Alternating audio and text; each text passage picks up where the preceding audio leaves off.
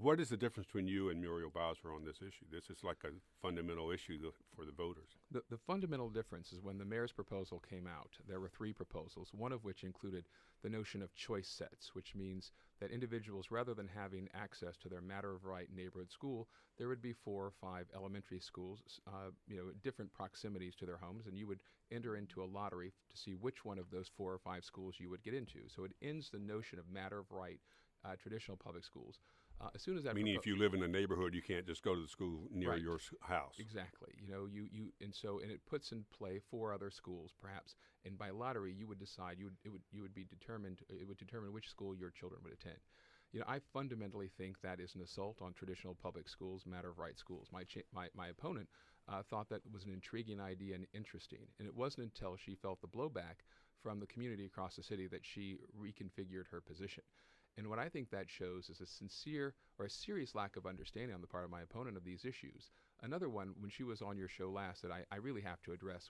I have 3 major special education measures that we will be having hearings on next month. One of which includes how long it takes between the time a parent asks for an individual education plan and when the plan has to be completed. Right now in the district, it's 120 days, which makes us the worst in the country. Mississippi is the next worst at 60 days. All I'm suggesting is that we get to the same place as Mississippi, that IEPs be done within 60 days. When she was asked her plan, she thought, well, the chancellor should make these decisions. She has a failure to understand that these aren't decisions that the chancellor makes, but these are decisions that are made by our state education office and our superintendent. Okay. But there's serially, and I can give you many Are you saying she doesn't understand the education system of the city? I'm absolutely saying she doesn't understand the education system of the city. When she made a proposal, for instance, that singularly in 7 years, she's run for council in 2007, 2008, 2012.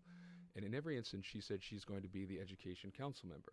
But in 7 years, she's never introduced a single substantive measure on education. The only thing she has introduced is a sense of the council that all of our middle schools should be like Deal, which sounds great. But in the absence of a plan and a vision on how you execute that and $3 will get you a cup of coffee at Starbucks.